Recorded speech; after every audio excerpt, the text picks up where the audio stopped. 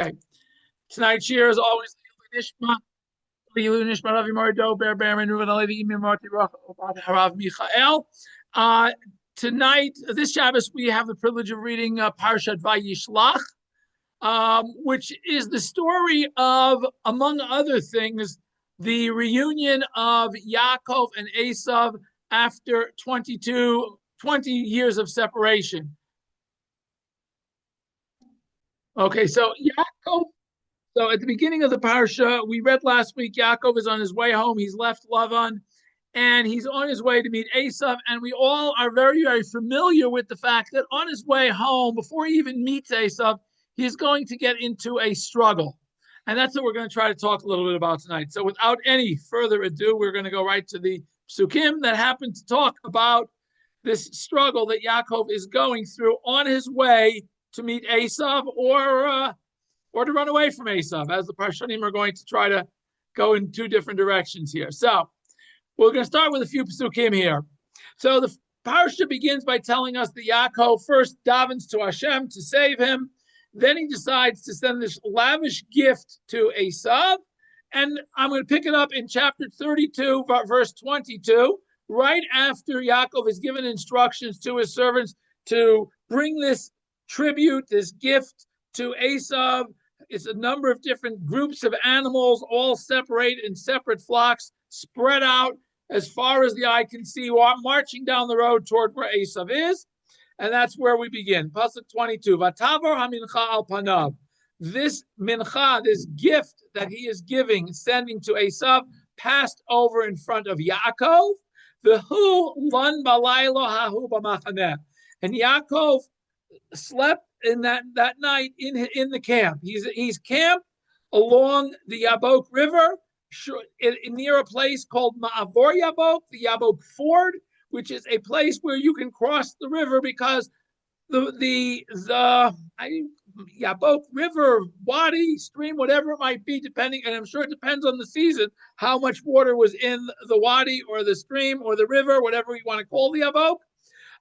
But clearly, Yaakov is on one side, and we're not sure where Esav is, whether he's on the same side of the river as Yaakov. No, we have to understand the Yabok flows south, mostly easterly and westerly.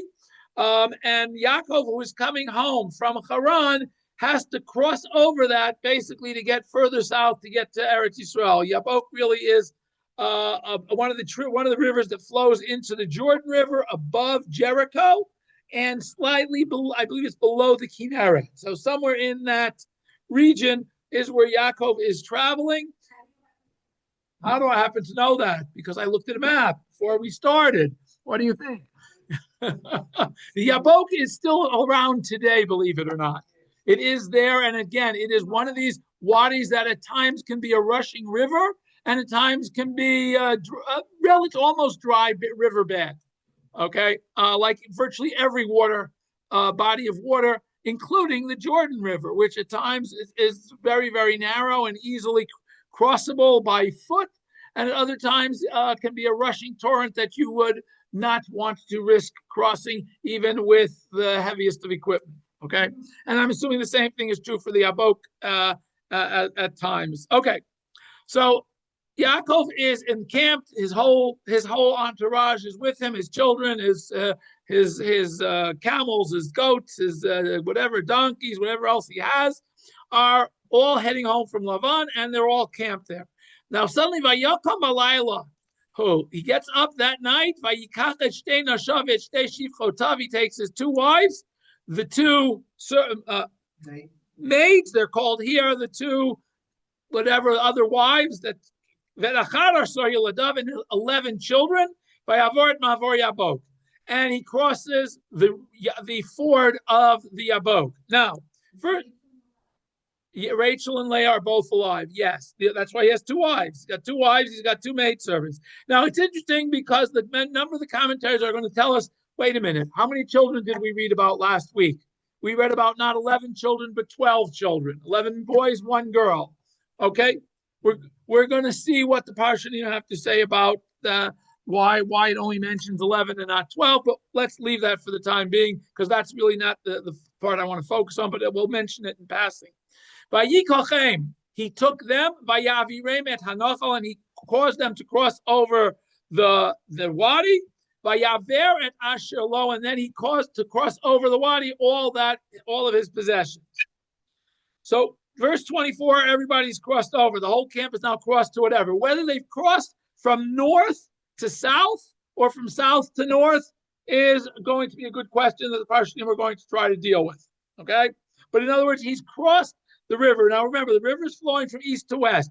He's coming from the north, traveling southward. So the logical inference, if he's heading home, is he's crossing from north to south. If he suddenly decides to change course, he is probably crossing from south to north to put the river between himself and Esav as a protective barrier. Okay, and we're going to see partially, we're going to go both ways on that. Okay, Vayivater Yaakov Levado. Now, these are the real psukim I really want to focus on tonight, is these psukim, beginning with 25. Vayivater Yaakov Levado. Yaakov remains alone. Vayeavik ish imo ad alot hashachar. And a man comes and wrestles with him until the break of dawn. Now, who is this man? We're going to try to see who he is, what's it all about. We'll hopefully get to some of that. But interestingly enough, it just says ish, a man. Okay? Vayar, and he saw kilo yachol lo, and somebody saw that they were not able to overcome somebody else. And they, whoever the one who saw that he wasn't able to overcome the other, touches or reaches into the bone on the thigh. Vateka kaf yarach Yaakov, and Yaakov's thigh moved, became separated, be'av koimo, through this wrestling. Vayomer shalcheni, somebody said, send me, ki Allah hashachar, because the morning has risen. Vayomer lo hashalechachon, and the response was, I will not send you kim berachtani unless you give me a blessing. Vayomer elav mashmecha. Now, clearly here it seems that the person is the one talking. Mashmecha asks him, what's his name? Vayomer Yaakov. From the response, he says Yaakov. We're assuming that the question was asked by the other person. Otherwise, this verse doesn't make sense. But the verse before, we're not sure who's talking. It's really, everything is in pronouns. This is the first time we have a noun mentioned. Vayomer Yaakov. He answers his name as Yaakov. Now the response he gets is Vayomer lo Yaakov yeomer od shimcha. Yaakov will no longer be called your name, Kim Yisrael, but it will be called Yisrael, Ki sarita Elohim imanashim atucha, because you have struggled with God and with people, and you have been able to succeed to some extent, whatever that means. You've been able, really. That's it. Just as you've been able. Vayishal Yaakov. Yaakov now asks the man back, because it seems in verse 29, verse 28, at least at 29, we've identified who's speaking. Now Yaakov asks him back, Vayomer Hagida Nashmecha, tell me your name. I told you my name, tell me your name. Vayomer, and he answers him, Lama Zetishal Lishmi, why are you asking me for my name? Vayivarech Oto Sham. And somebody blessed somebody there. Vayikra Yaakov, and Yaakov changes the name of the place, but he calls it Peniel, Ki Roitel Him Panim El Panim Atinotel Nafshi. I have seen God face to face, and my soul has found refuge. Vayizrach lo Hashemesh, the sun shone for him, Kasher Over Penuel, as he passed through Penuel, Vutzoleya al Yerecho, and Yaakov is limping on his thigh. Al Kain, therefore, lo yochlu b'nei Yisrael et kiran noshet, the Jewish people do not eat the sciatic nerve, asher kaf hayorech, that passes over the socket of the thigh, ad hayom hazeh, until this very day, ki naga b'chaf yarach Yaakov b'kiran noshet, because Yaakov was hit in the socket of his thigh, out where the sciatic nerve is. Okay, we're going to leave it at that. And by the way, this verse 23 clearly is an addendum being written when the Torah is given to Moshe. It's clearly not something that is written at the time it happened, even though it appears that the halach of not eating the Gidan Hashem does predate the giving of the Torah. Okay, we'll leave it at that. Okay, let's start as we usually do with Rashi. Okay, Rashi says, firstly, Vayavar Hashelo, how did Yaakov get everybody across the river? Very simply, Habehemot v'Metaltlin. Well, who was he? He passing across the river, all of his animals and all of his carryable goods, whatever he had, clothing. I don't know I don't know if he was carrying pots and pans and dishes. I have no idea what he was carrying, but whatever he was carrying that is movable, he took across the river. And Rashi has a very interesting medrash. Asa atzmo gesher. He made himself like a bridge. No tel mikan meiniakan.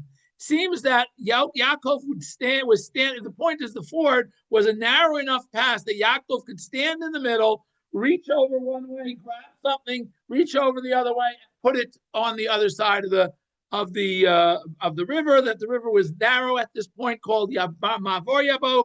And that's what the Medrash once says is like, just like a bridge allows things to quickly pass over. Yaakov was passing things over, and that's how it got across very quickly. Now remember, this is in the middle of the night, without spotlights, without any illumination. He's doing this. I mean, maybe they had a few torches. I don't know. It doesn't mention anything about light, but he's passing over a potentially dangerous river in the middle of the night. Don't know.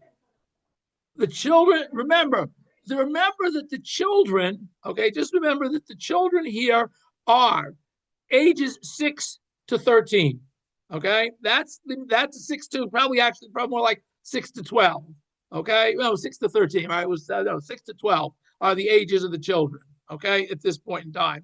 Remember, he's been 20 years at Lavan's house. First 7 years, he wasn't even married. So even assuming that Leah gets pregnant right away, the oldest would have still only been under 13, okay? Not yet, would have been 12. And the youngest we know was born, we presume was born around the time that Yaakov finishes the 7 years of working for Leah. So they're all born in that 7-year span, with the exception of Binyamin, who doesn't get born until later, but he's not even in the story yet. Okay, now we have what I call one of the most well-known midrashim. Yaakov remained alone. So after everything is passed over, Yaakov goes back on the side that the camp was on, not the side that he's moved everybody over to. He goes back to the original side, and he's the only one there. And Rashi quotes the midrash, very interesting midrash, and there's a whole Kabbalistic literature built around this midrash. Shofach pakim ketanim v'chazar alehem. He left some small liquid containers. By the way, this pachim is not to be confused with the word that we use for trash can, which is pach pechet. This is pach pekachaf. Don't get the words confused. It's not a receptacle for trash that he went back to collect. He went back to collect. A pach is a small, either jug or cup or whatever that holds some type of fluid. May have a seal, may not have a seal. But that's the Hebrew word pach, what it means. As I said, they could be related to this word pach, but they're two separate words. So when he, even though according to Rashi, just quote he was standing in the middle and passing everything over, you thought, okay, that's the last thing over, I follow it. No, he went back because presumably, and we're going to see later on in the other midrash, we're going to say the reason he went back is very simply to do the last check and to teach us a very important lesson. When moving, always go back and check that you didn't leave anything behind. Also, very good advice when you're leaving trains, planes, buses, and taxi cabs. Always check to make sure you didn't leave anything behind, because it might be the most important thing, like your cell phone or your wallet or that piece of luggage that has, you're filling and talent in it or whatever. So always go back and check and make sure and do an inventory, mental inventory, make sure you've got everything you're traveling with. That's what Yaakov was teaching us. At least that's what one opinion among the Midrashim say. Okay. Now, so this man comes to wrestle with him. Okay. Menachem Pirish, Rashi quotes Menachem, who is a grammarian, who says Afer Ish, that the word Vayavek is related to the word Afar. Avak is dust or particles. Vayit Afer Ish, from afar, from dust. In other words, this man caused a lot of dust to be raised. Lashon Avak, a language of dust. By the way, just for those of you who aren't that familiar with modern Hebrew, a vacuum cleaner is a shoev avak, something that collects all the dust. So it's the same word avak. Show you malim of why is it vayeavek? Why is wrestling called vayeavek? Shahayumalim afar baraglehem al yidei na'anu'am, that they caused the dust of the ground to move around as they are wrestling each other, basically. Through one being rolled over, or moving around, they're causing dust to be raised. The linera, however, Rashi, to me it appears vayit kasher. It's a language of they were intertwined, like a knot is intertwined. The Lashon Aramiu, and it's based on the Aramaic batar davikube, after they had become intertwined. Avak le mevak, and they were hugging. Lashon aniva, a language of tying, of joining something together. Shekain derech shenayim, because the normal thing is to shemit atzmim lehapil ishet re'ehu. When each one is trying to throw the other one down on the ground so they can get away from them, shechov kol, they may grab them in what almost a hug-like, example, a bear hug, like the of Kobe's rotov, and he tries to surround him with his hand so that he can grab him and then grab him and throw him down and disarm him. Now, Rashi, this is the why I quoted this whole Rashi for this last line. Uper Shurabotenu, again, well-known midrash. Who was this man? Shusaro Shel Esav.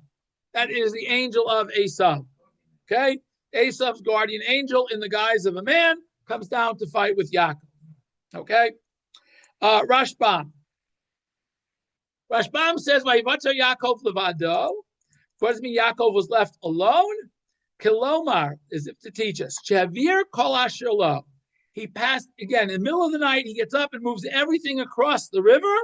Shelo haya od lavor elohu levado. The only one that has to go before they can continue on their journey is him. V'ratza lavor achareim, and he is now ready to cross the river after them. Why is he crossing the river? Okay, remember, Esav is coming to meet him. He's going this way. Esav seems to be coming this way. Esav coming from the south to the north, Yaakov going north to south. And now it seems that Yaakov is making a U-turn and going back across the river to the north. At least that's what Rashbam wants to translate. Why? He wants to continue his journey, but in a different direction.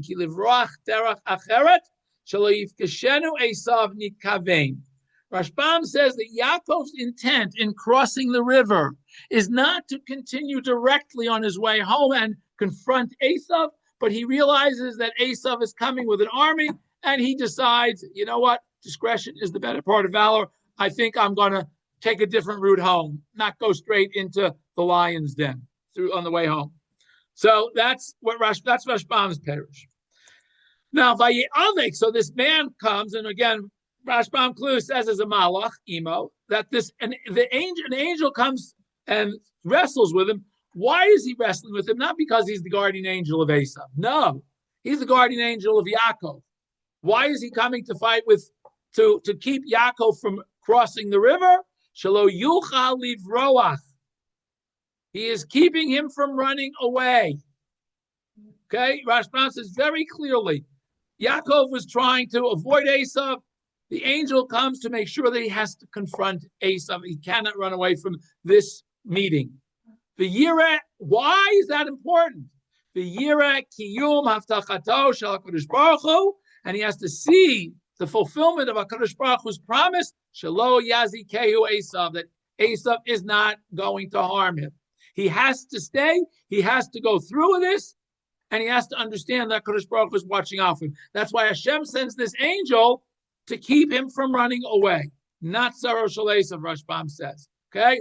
Rashi said he's the Saro Shel Esav. He's coming to fight Yaakov, and we'll see what happens. Okay, Kilo Yacholo. Now, this is very interesting. As I said, in verse 26, it says, somebody saw that he was not able to overcome somebody else. And the Rashbam says, Hamalach.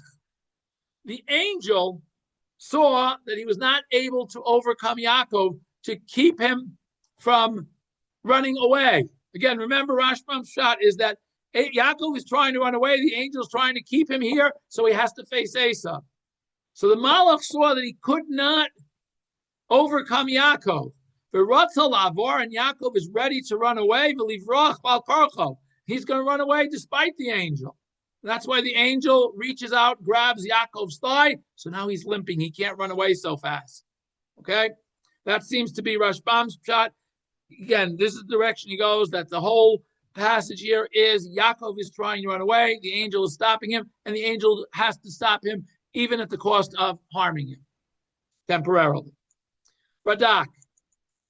Radak has very interesting diuk here. It says, Vayakam balayla hu.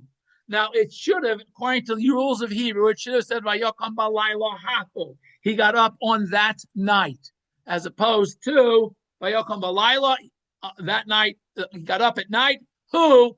Yaakov, who got up, okay? B'chisaron hey hayidiyah. This word is missing the hey hayidiyah that would have said this night. He got up on a night. Amar, and what is it? What is the pasuk trying to tell us?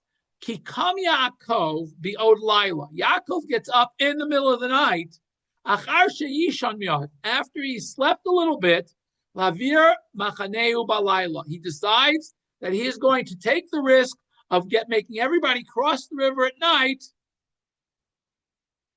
We'll see why. But again, let's go further. Vayikach. So he takes his family. What does it mean he takes the family? He picks each of the kids up and ferries them over the river? No. He's minam al svat nachal. He wakes everybody up, says, come on, get to the river because we got to cross. The avar hu, he goes through first, l'nasod im hamayim amukim, to test the depth of the water. Obviously, he's not going to send the little kids out to be the first ones to cross. He's got to see how deep the river is at this point in time. Zeu she'amar, and that's why it says vaya'avoret ma'avar yabo. He first walks his way across and then comes back after he sees that it's not impassable, that it's not that deep that everybody can go through. So the kids he sends through on his own. Ma'avar, why is it called ma'avar, a crossing? Makom she'ovrim, it's a place where you can cross. O she'ein kol kach hamayim amukim sham, the water is not that deep there. In other words, it's a shallower portion of the river, and therefore you can walk across.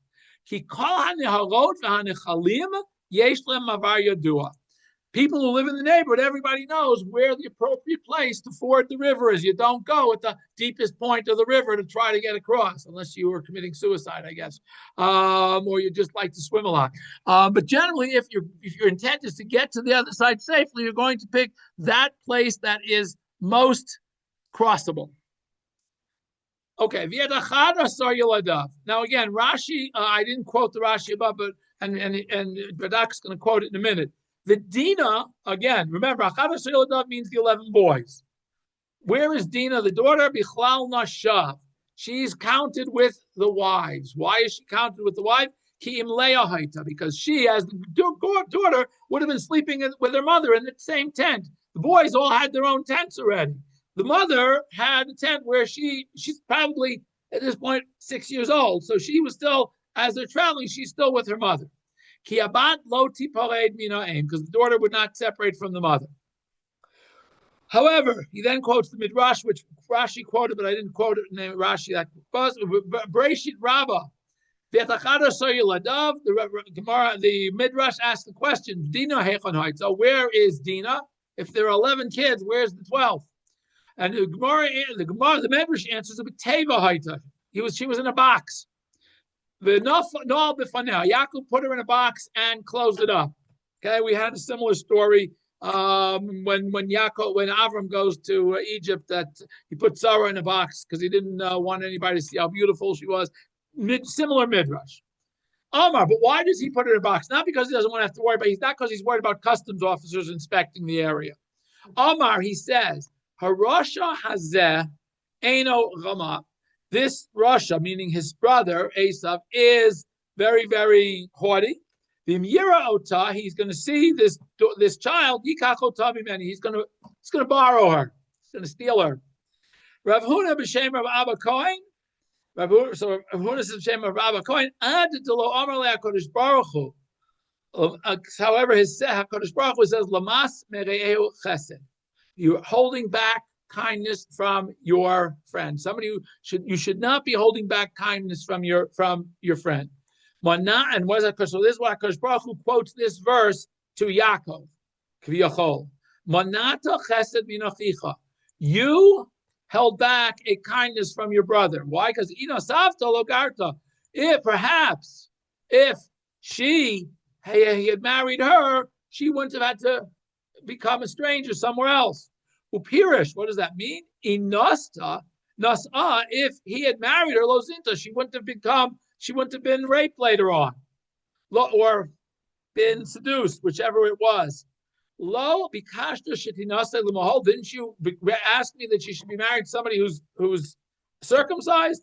Harehi nisait l'ariel. As a result of your trying to hold her back from your brother, she's going to end up having some problems down the road with somebody who's not circumcised.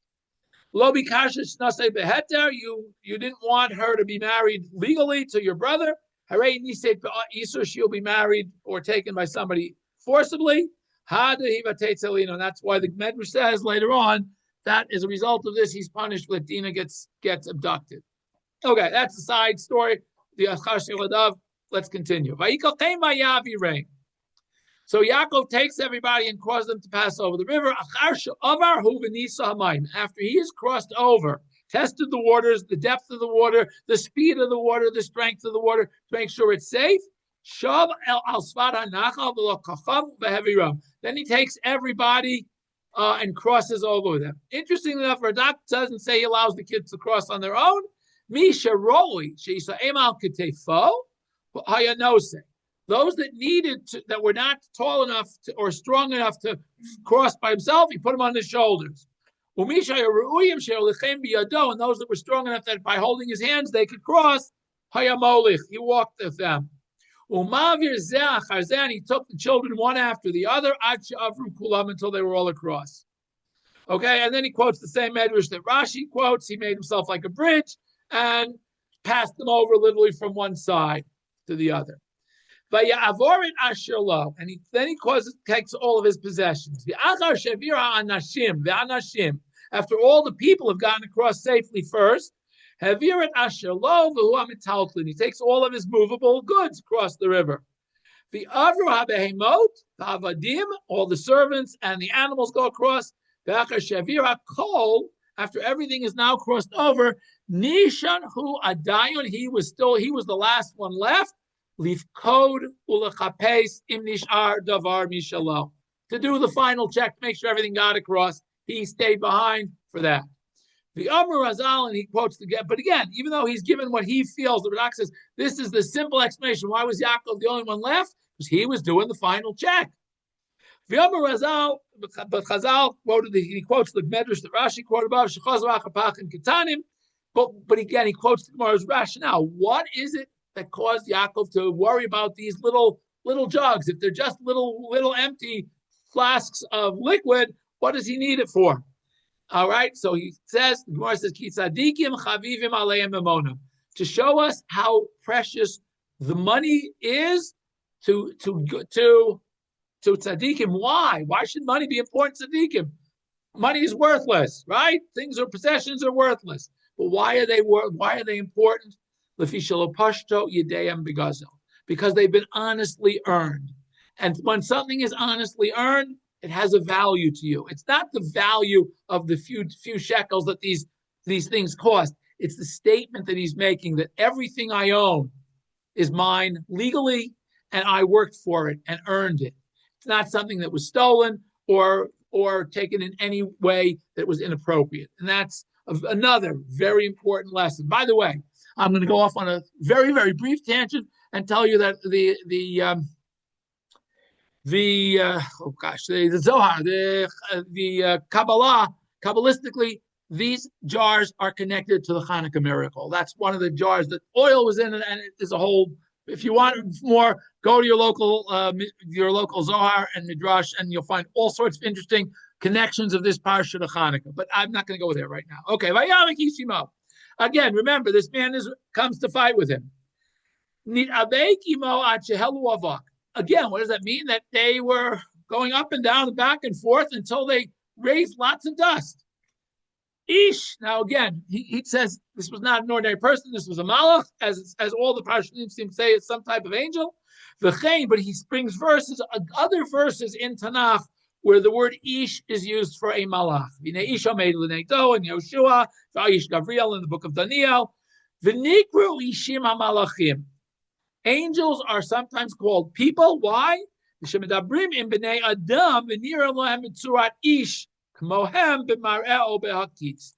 are angels called people? When they appear to people either awake or in a dream, and they look like a person. So the person who is experiencing them thinks it's a person, doesn't realize it's an angel.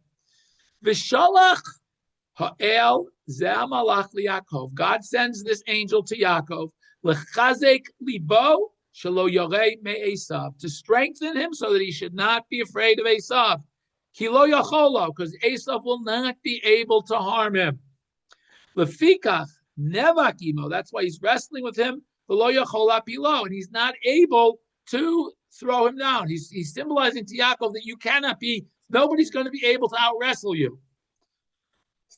Kain Esav lo yocholo. Just like I can't overcome you, so Esav will not be able to come you. And he fights with him throughout the night until the crack of dawn. Now, why the crack of dawn? What does this come to him? Very interesting. Relaz lo bazeh. This is a hint to Yaakov. Ki tiyelo ora achar shechashecha. That there's always light after the darkness. Now, we go through Jewish history, no matter how dark it gets, there's always light at the end of the tunnel. Ki hatzara, the troubles that Am Yisrael is going to go through, the trials and tribulations. Nimshelet l'layla is metaphorically referred to as night, v'chashecha and darkness. Lefikach ba'ilav balayla. That's why this angel comes at night. V'nevak imo adalot hashachar, and wrestles with him till the morning. Ramazlo, to hint to him, sheyiyeh lo, that Yaakov and Am Yisrael will have revach hatzalah, will have salvation and will be successful. Shu ke'or achar chashecha, that is like the light after the darkness. So no matter where we are, this is very important, Radak, because we have to understand when it's being written. It's being written in the middle of the Middle Ages. Am Yisrael was probably at one of its lowest points in history, and he's giving chizuk to everybody who reads this to say, Shem is telling Yaakov, don't give up. Don't ever feel it's too dark, that it'll never get light again. There's always a future for Am Yisrael. We have to keep on chugging, keep on struggling, keep on fighting. That's what the Radak wants people to understand from this story. Now, Vayaki lo yacholo.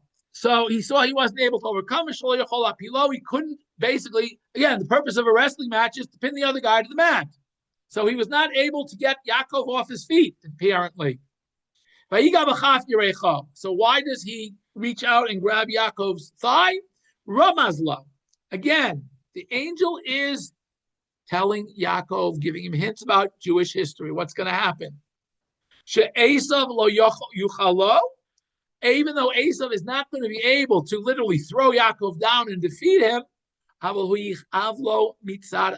will cause him great pain from a different perspective. Mitzad yirecho. What position? From the perspective of his thigh.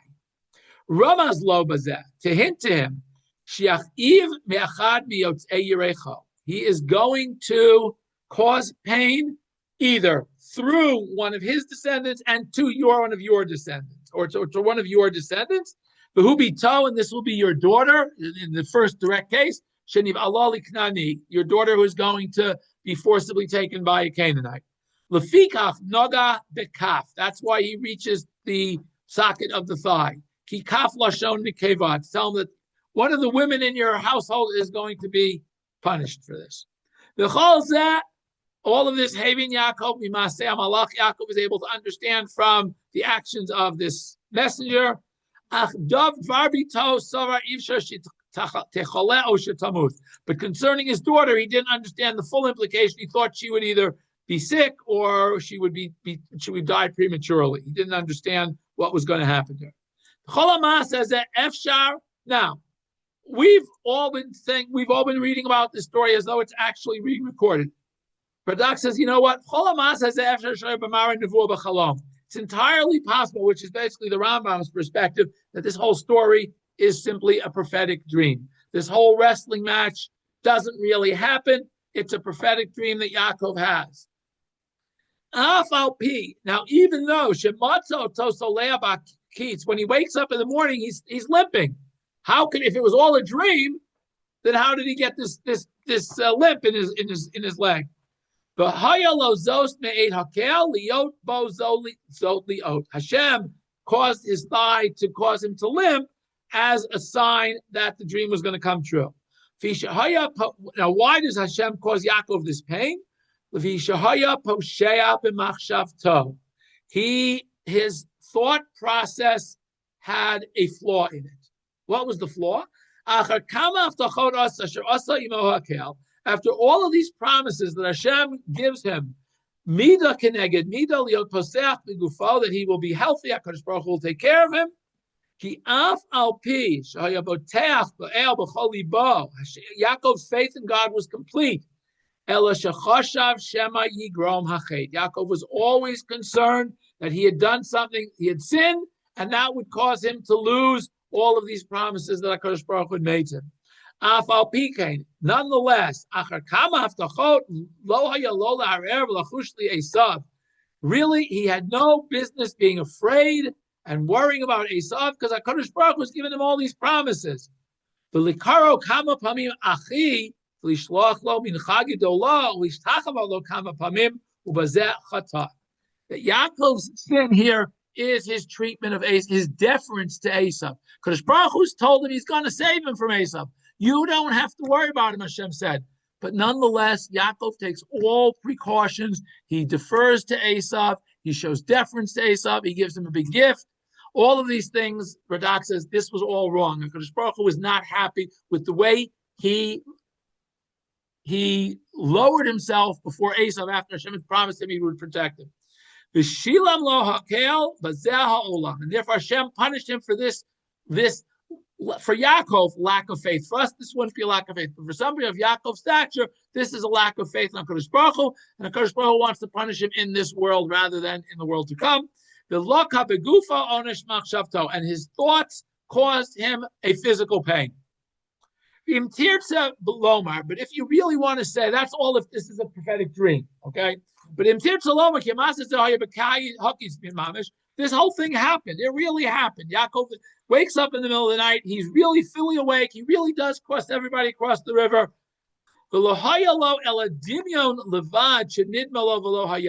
Perhaps it was an illusion that he had, and it didn't really happen. With other cases, we have an angel appearing to somebody in the middle of the night. The Nuchal Lomar came to Malachei Avram Belot. We can say similarly as Rambam wants to say that the whole story of Avram and the angels and the story of Lot with the angels is all a prophetic vision. It's all possible that it's a dream, a vision.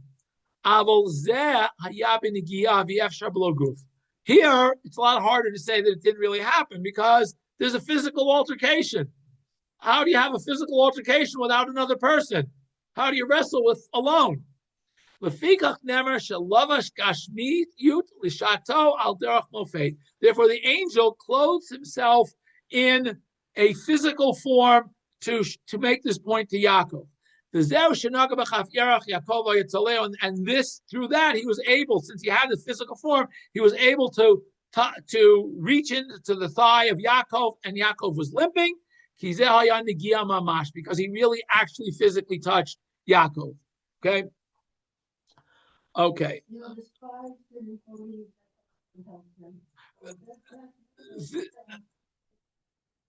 It's saying that Yaakov realized that Hashem, now, see, here's the point.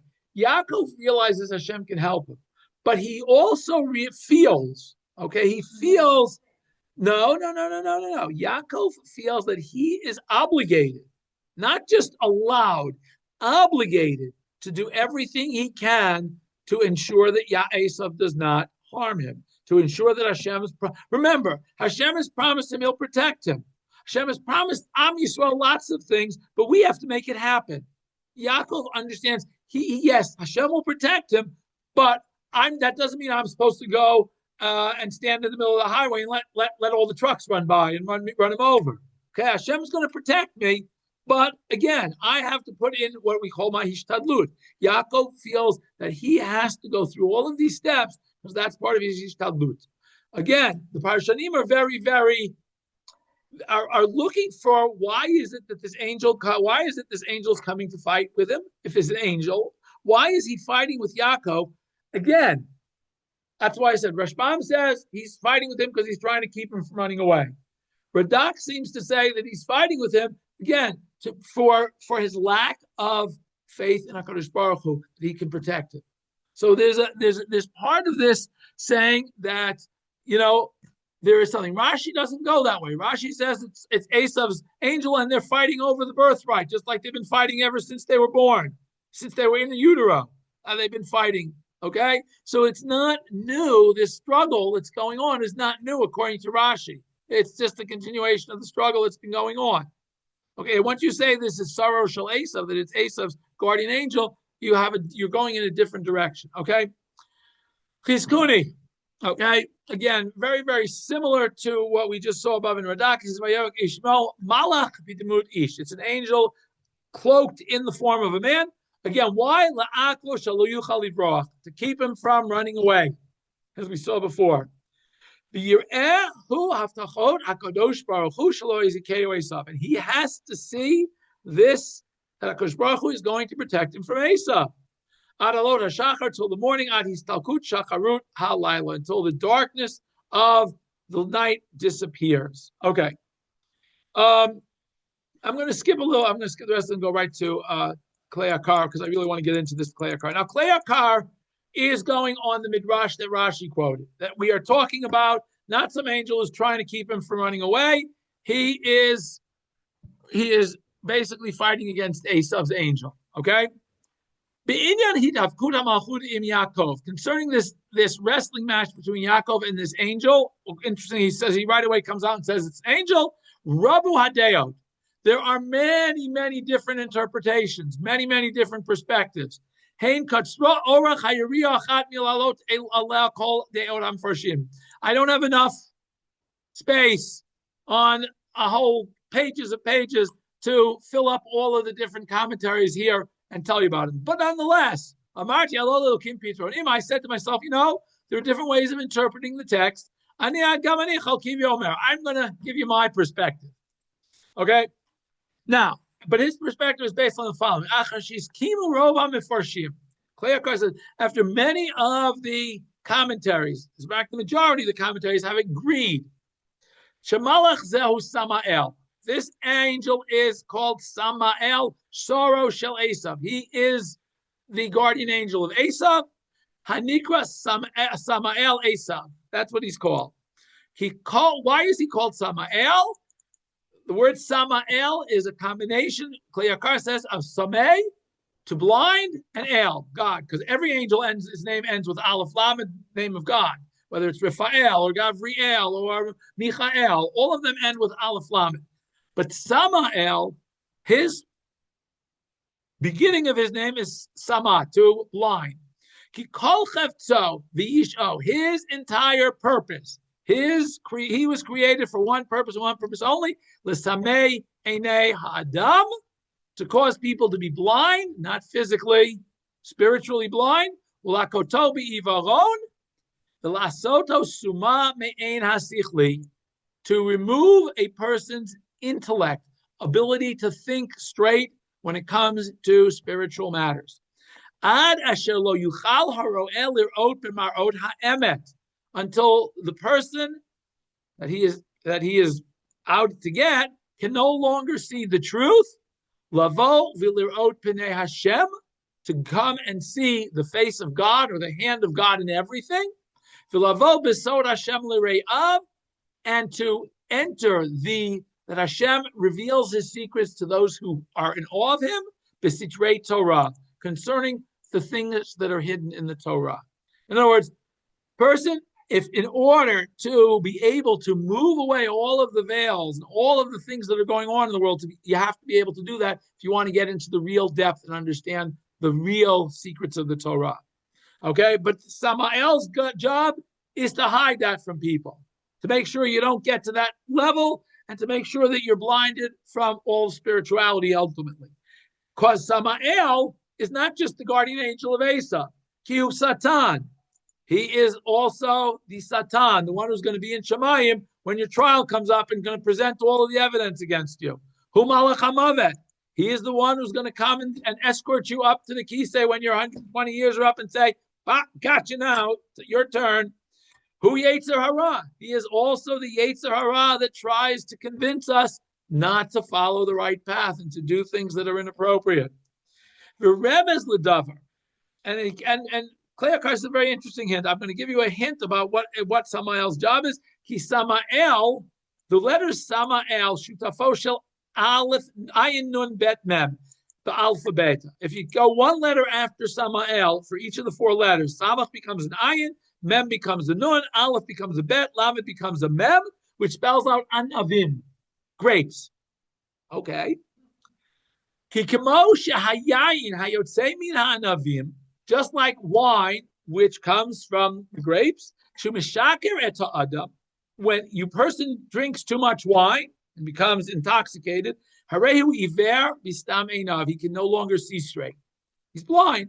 As it says, your eyes will become weakened from wine. And a stam person who's blind walks around like somebody who's blind. Kach Samael ze shutafo. So Samael is his partner, is the partner of wine. And all of his purpose is l'samei einei ha'adam ad asher lo yuchal lirot et hashemesh, until a person comes blind that he can't see the light. V'imkein ha'navim mesamim ein gashmi. However, the purpose of wine causes you physical blurriness. However, Zeh Samael Shutafo, his partner Samael, Maver Ein Hasichli.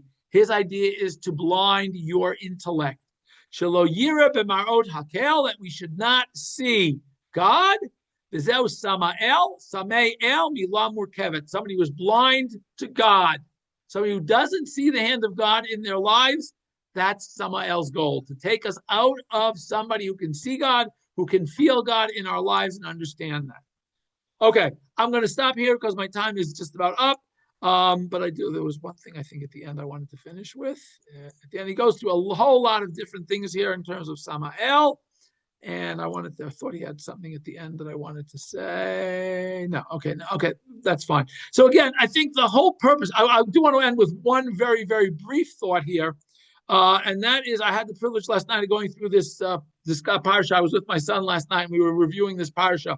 And most of the people who interpret this parsha tell us that this dialogue that I read about in verses 26 and 27, Vayomer shalcheni ki olah hashachar. Somebody says to somebody else, "Send me, cause the morning has come."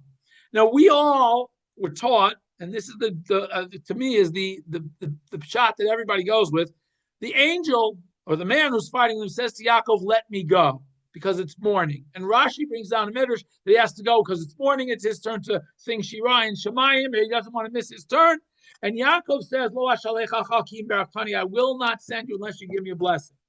And the reason that the Parshanim say that is because if we go through the dialogue, the next Vayomer is the angel asking Jacob, the man or the angel asking Jacob a question. So these two Vayomers have to be the angel first, Jacob responding, the angel next, Jacob responding. That seems to be the way the dialogue goes.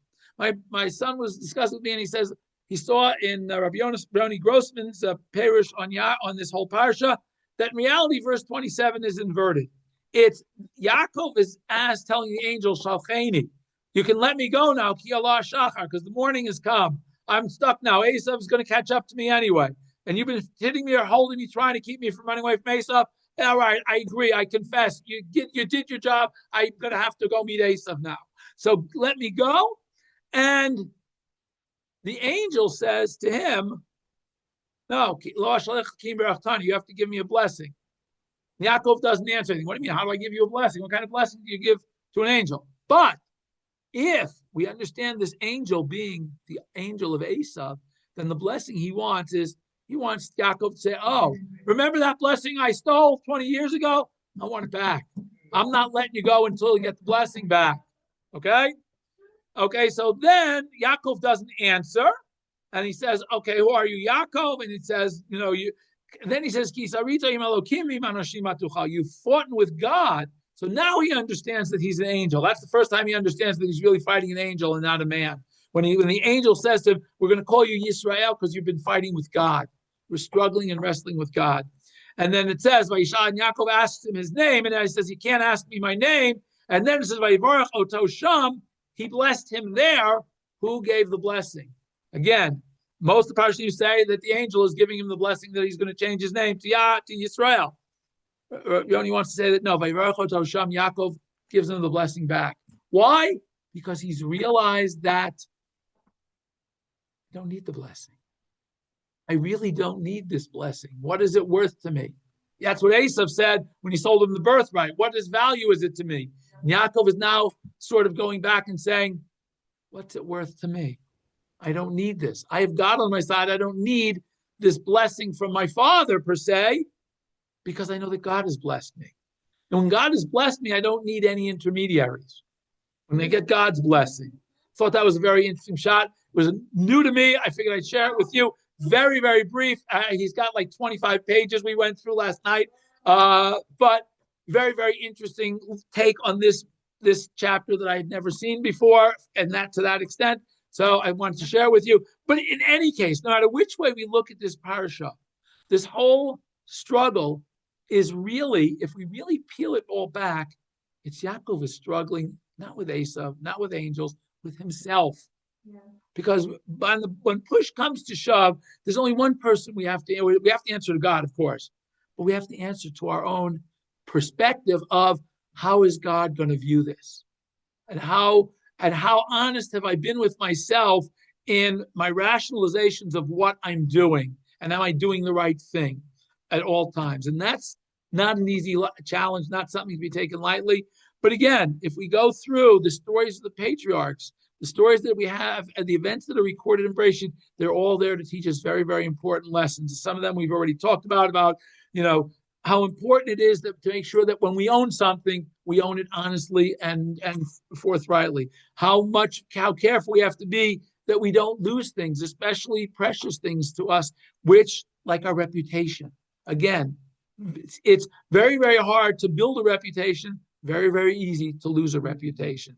So again, as the Jewish people, as Yaakov's offspring, our reputation is that we represent God. We have to understand that at all times.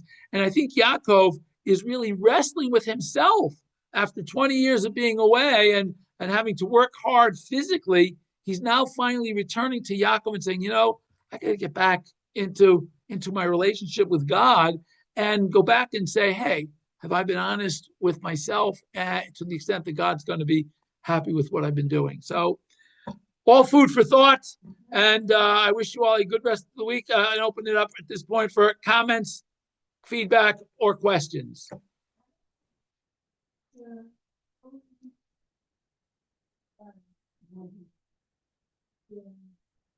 Okay, Lois's comment. She doesn't think Yaakov ever felt it was really right in taking the blessing. I don't want to use the word stealing, because he did. Because again, there were three very key words in the story of the blessing.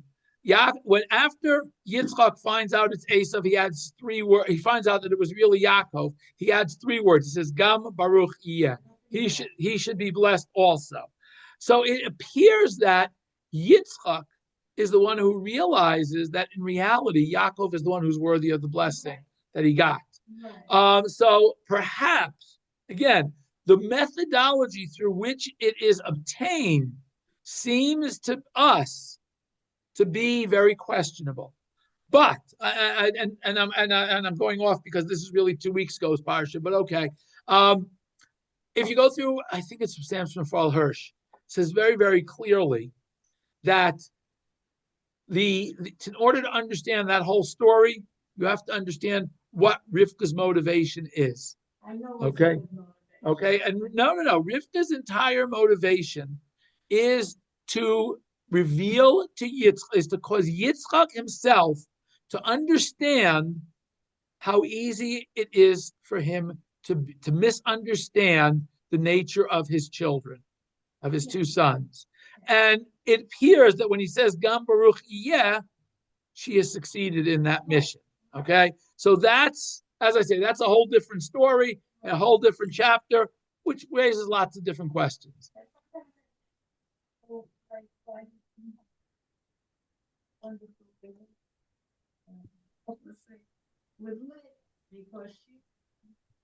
Okay, it's interesting. Leah. Okay, it's not. That's not the point. That's not the point. No, I again, Lois is suggesting that's why he has a problem with Leah because it doesn't sit well with him because she sort of was party to the fact that he was tricked. No, I think very simply the fact is that Leah, remember, he meets Rachel by the well. He realizes that she's his soulmate for however he realizes that. Okay, when Leah shows up, it's not that he doesn't like Leah, but she's not Rachel. It's as simple as that. When he's had this, this is he's but that's not it. It's not that has no that's not it. He doesn't hold that against her. He holds that against her father. But he doesn't hold that against her because she has no choice but to go along. Okay? She does not, again, you have to understand the setting, the time. As a woman, she has absolutely no say. She is told, this is it, go, goodbye. That's it. So he's not angry. He doesn't hold that against her. The fact is, she's not Rachel. Rachel is the one he loves. What do you want him to do? Okay, that's that. So that's a whole different thing. However, I will tell you that if we go through next week's parsha, and there's 2 episodes in next week's parsha where Yaakov is going to understand what his father went through. Okay, that's all I'm going to say now. And I don't even know if that's what I'm going to talk about next week, but B'ezras Hashem, we will see you all. Everybody have a good rest of the week. Any other questions or comments? All right. Have a good rest of the week, everyone. Lila